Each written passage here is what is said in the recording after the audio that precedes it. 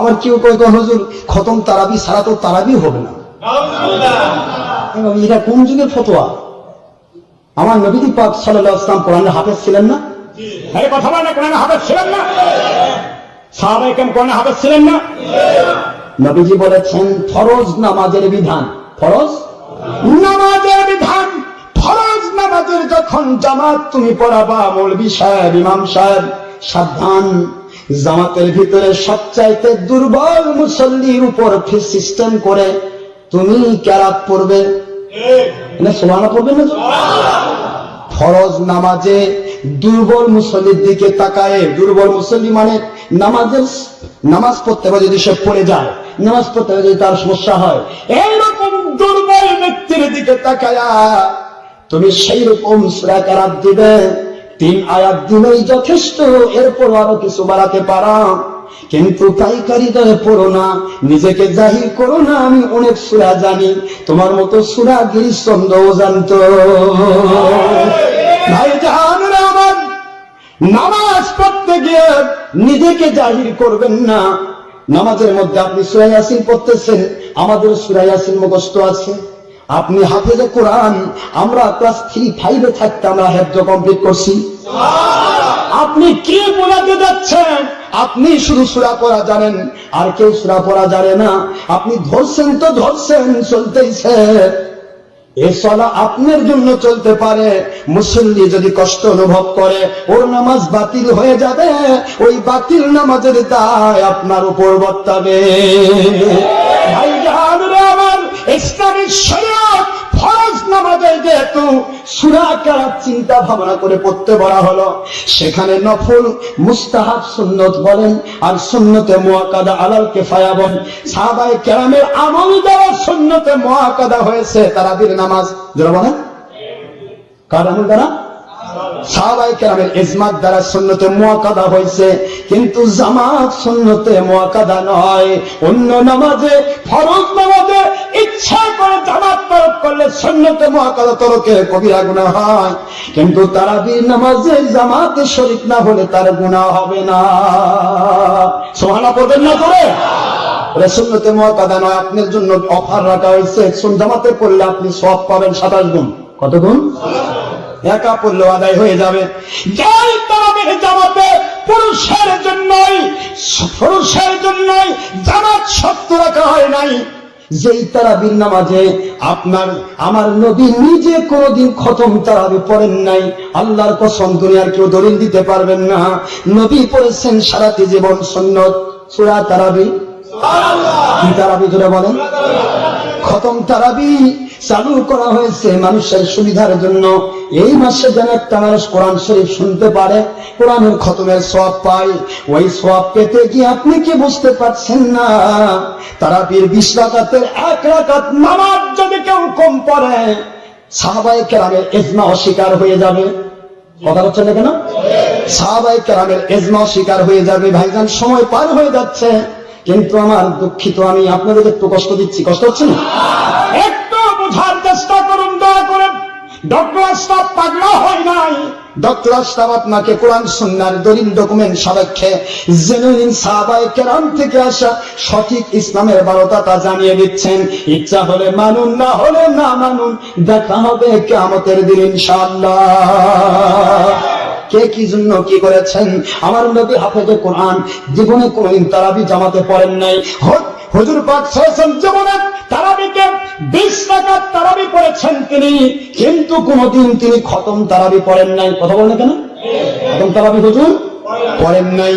সাহাবায়ে কেরাম, হযরত ওমর ফারুক রাদিয়াল্লাহু আনহু সকল সাহাবায়ে কেরামের ইজমা হয়েছে জামাতের সাথে 20 রাকাত তারাবি, কিন্তু এটা জামাতের সাথে শুধু তিনি ইজমা করেছেন, 20 রাকাত তারাবি হুজুরি পড়েছেন। কথা কি বুঝতেছেন? তুমি জামাতের সাথে আদায় করা, এটা হলো সাহাবায়ে কেরামের সুন্নাত, সুন্নতে সাহাবা, ইজমায়ে সাহাবা। এই জন্য জামাতের সাথে নামাজ পড়া এটা উত্তম। কি কথা বুঝতেছেন? কিন্তু আপনি এখানে সাহাবায়ে কেরাম যে তারাবি চালু করেছেন জামাতের সাথে, সেটাও কখনো খতম তারাবি হয় না। খতম তারাবি, হ্যাঁ, যে সাহাবী খতম করতে ইচ্ছে করেছেন, হাদিস খুলুন, ওসমান গনি রাদিয়াল্লাহু আনহু তিনি এক রাতেই গোটা কোরআন খতম করতেন। 540টা রুকু সেলিং করেছেন। 540 রুকু মানে যত শুধু অংশ তিনি পড়েছেন সেটা একটা রুকু। কথা বুঝতেছেন? তিনি এক রাতের 20 রাকাত তারাবির মধ্যে পুরা কোরআন খতম করে দিয়েছেন। এটা জামাতে নয়, একা একা। আল্লাহু আকবার বলুন। আপনি একা গোটা কোরআন পড়েন, একা 3 বার কোরআন পড়েন, আপনি মানুষের উপরে চাপ দিতে পারবেন না। যদি আপনি চাপ দিয়ে পড়ান, ফতোয়া যদি দেন সূরা তারাবি নয়, খতম তারাবি ছাড়া, এখন তো ফতোয়া এরকমই হচ্ছে, খতম তারাবি ছাড়া নামাজই হচ্ছে না। সুন্নতে মুআক্কাদা মানে কি? খতম তারাবি যে কেউ বলে সুন্নতে মুআক্কাদা, তার মানে কি? সে না করলে কবিরা গুনাহ হবে। আরে কথা বলে কেন? না করলে কি হবে? তাহলে খতম তারাবি সুন্নতে মুআক্কাদা হয়। যারা খতম করেন নাই, সাহাবায়ে কেরাম থেকে আজ পর্যন্ত পৃথিবীর কোন আল্লাহর ওলি, ফুরফুরা, মেদিনীপুর, জৌনপুর, শর্ষিনা, কদরিয়া, চিস্তিয়া, নকশবন্দিয়া, মুজাদ্দিদিয়া, সোনাকান্দা, সারাবাদ, আহমদাবাদ, সিদ্দিকিয়া, যত পৃথিবীর ওলি আউলিয়া কেউ কোনদিন খতম করেন নাই। আজও সকল দরবারে হাজার হাজার হাফেজ আছে। আমার নিজের মাদ্রাসায় হাফেজ তৈরি হচ্ছে। কি কথা বুঝতেছেন নাকি? আমরা সূরা তারাবি পড়তেছি কেন? তাহলে আপনি কি বলবেন? খতম তারাবি পড়া যদি সুন্নতে মুআক্কাদা হয়, তাহলে আমরা কবিরা গুনাহ করতেছি? আস্তাগফিরুল্লাহ, নাউযুবিল্লাহ। খতম তারাবি পড়া সুন্নতে মুআক্কাদায় কিফায়া বলতে পারেন। কি বলতে পারবেন? কিফায়া। যদি ডাইরেক্ট সুন্নতে মুআক্কাদা বলেন, আপনার ঈমান নষ্ট হবে। কারণ সুন্নতে মুআক্কাদা যে ওলিরা কেউ করেননি, তারা সবাই গুনাহগার হয়েছে, এটা আপনি প্রমাণ করবেন।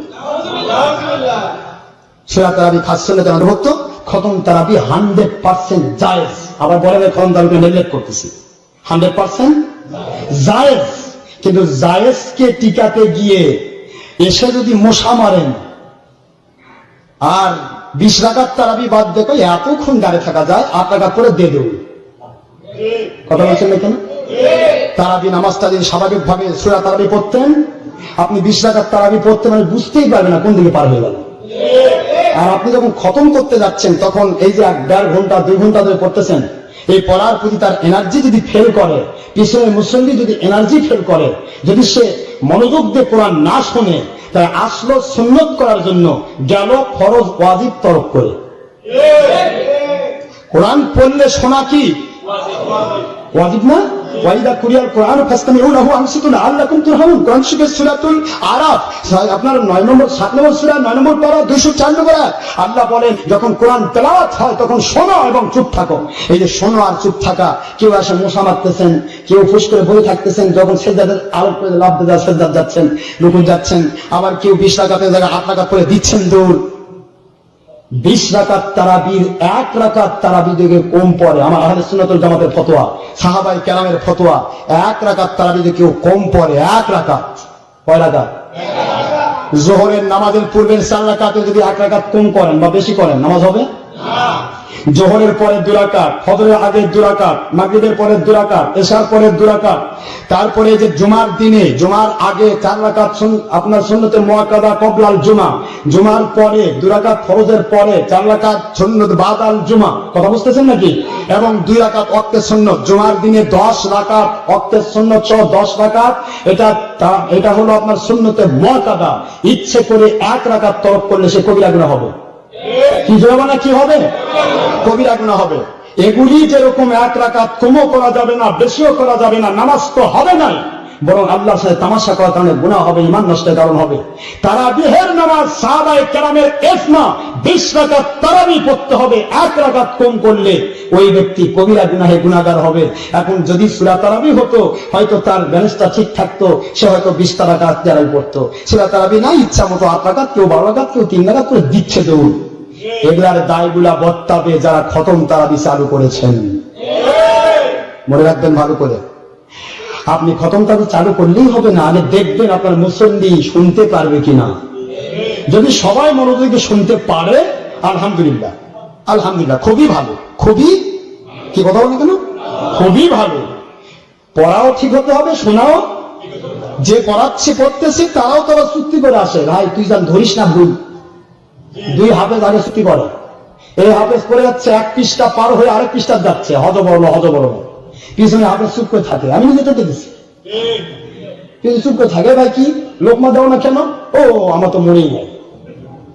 তাহলে এরা পড়তেছে এখান থেকে ওখানে, ওখান থেকে ওখানে, সিরিবিরি যাচ্ছে। আবার কেউ কেউ পড়ে কি মাঝখানে কি করেছে আল্লাহ, ওই নিজেও বুঝে না, ও যারা শোনে তারাও বুঝে।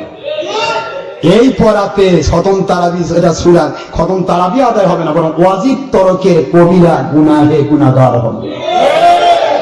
মনে রাখতে হবে, যদি খতম পড়তে পারেন আলহামদুলিল্লাহ, আর না পড়তে পারলে 20 রাকাত তারাবি কম করবেন না। প্রয়োজন বোধে আপনি একাধারে পড়েন, কিন্তু 20 রাকাতই পড়তে হবে।